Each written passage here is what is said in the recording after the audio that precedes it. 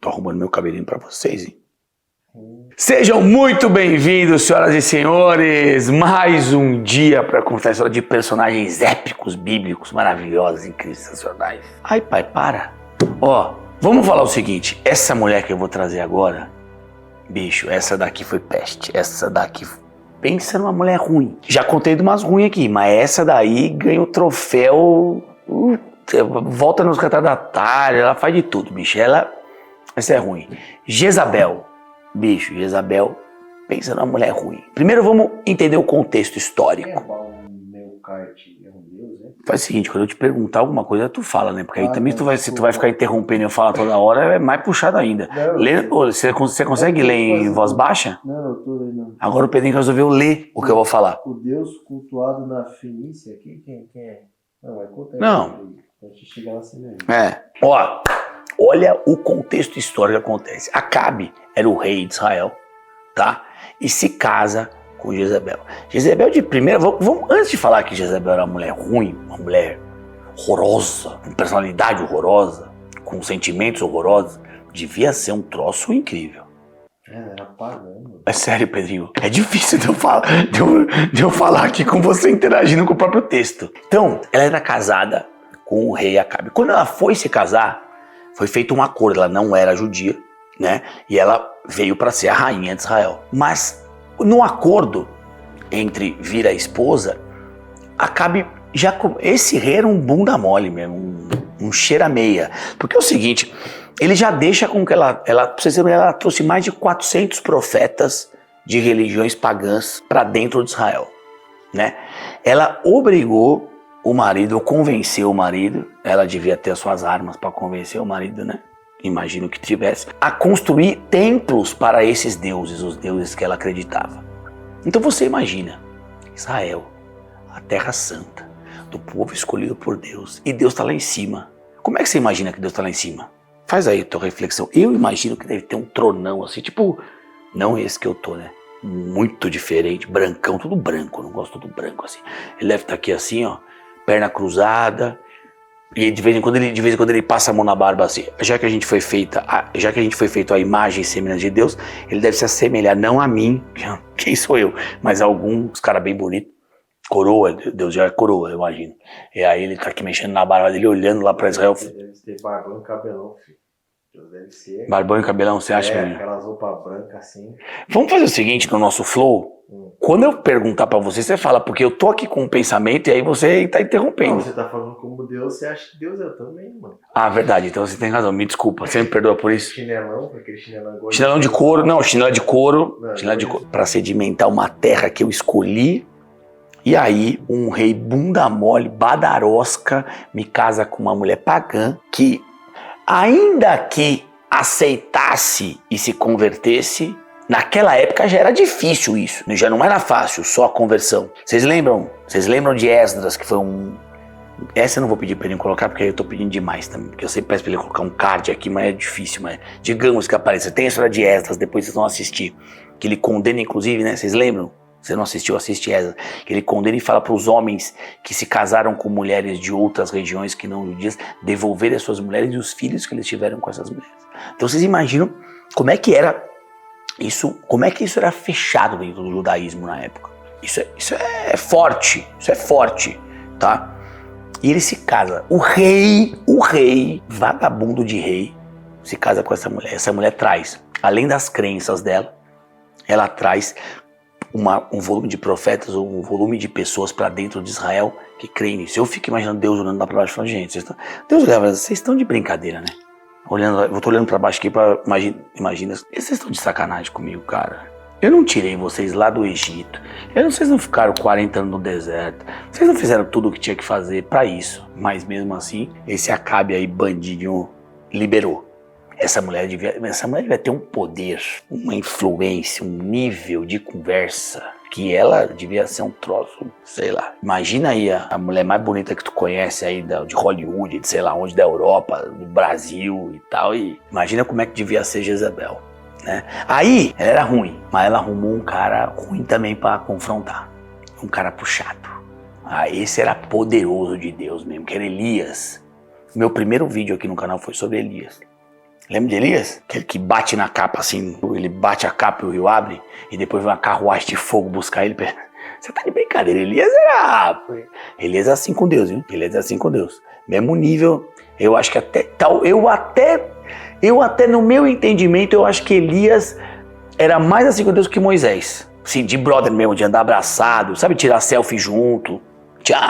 Eu acho que Elias estava aqui, mano. Lá em cima, se Deus tem uma poltrona e tem um sofá, uma cadeirinha assim perto, Elias está nesse aqui. Elias está nesse aqui, tá pertinho, porque Elias era tocha, sabia muito.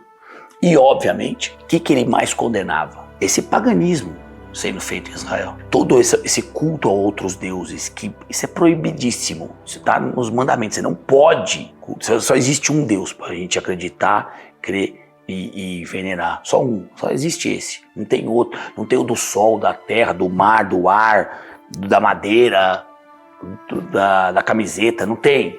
Só tem um. E ela trouxe uma porra. Mas ela era crente. Ela crente não de cristã. Ela tinha essa crença nisso. Ela era muito forte. Era uma mulher muito religiosa, bandida, mas religiosa. Mas ela entrou nesse conflito. E aí, meu irmão, você entrar num conflito com um cara que é assim com Deus é bobagem. Por mais que eu já falei que entrar num conflito com uma mulher é ruim, mas quando a mulher também resolve entrar com alguém que é assim com Deus, assim, alguém que anda lado a lado o tempo todo, é pior pra ela. Vai dar ruim pra ela, mas eu quero ainda contar. Porque minha grande reflexão é, ela teve 3 filhos, né? Esses filhos depois, o mais velho ainda vai herdar o trono, mas ela criou esses filhos como pagãos. Ela criou esses filhos sob a influência dos outros deuses que ela acreditava. Então você imagina Deus olhando para isso, falando, cara, o próximo rei da terra prometida para os hebreus e depois judeus, vai ter um rei que não acredita no Deus dos judeus. Aí eu acho que Deus pegou o tabuleiro de xadrez que ele deve ter lá, pegou, sabe aquele jogo do palitinho assim? Você já viu aquele jogo do palitinho? Já viu esse jogo do palitinho, Pedrinho? Você solta assim um palitinho, você vai pegando os palitinhos? Que não pode pegar algum específico? Que não, no final tem que pegar o palitinho, você vai tirando os palitinhos. Já viu esse jogo? Já. Sabe do que eu tô falando? Não. Acho que Deus pegou e deu um tapão nos palitinhos e falou, agora eu vou bagunçar isso, agora eu vou mudar essa parada toda. E aí existe tem um confronto interessantíssimo na Bíblia, né? Que Elias vai chamar alguns dos profetas e dos sacerdotes pagãos para um confronto. E aí Deus manda fogo. E aí, aí Deus faz um salseiro no monte lá, o bicho pega pesado, morre todo mundo. E aí, quando esses fatos acontecem, ela começa a perder força. Mas ela ainda continua crendo, ela continua forte. Tanto que quando Acabe morre, ela continua com muita influência no palácio, ela continua com muita influência em Israel, porque ela é ruim. Ela, sabe, alguém incomodou, mata. Alguém falou mal, mata. A mulher que não é de Deus, né, velho? Acabou, não tem nem o que falar. Embora nessa época a morte era mais normal, né? As pessoas tinham essa coisa, essa relação com a morte. O outro matou. O julgamento era um pouco diferente do que a gente está acostumado hoje, mas era uma bicha ruim. O governador, o prefeito, o presidente, isso não existe. Mas na época era assim que funcionava. Então também não adianta a gente falar, ai, que assassina. Se você for falar de assassinato, tu vai ter que contestar a história de Davi. E se um crente fala mal de Davi, você não nem entra mais na igreja. Se fala mal de Salomão, também não entra. Então assim, ela matou mesmo. E muitos outros reis mataram. Também fazia parte disso. Ninguém aceitava. Era um outro nível de vaidade. Não se podia fazer muita coisa naquela época.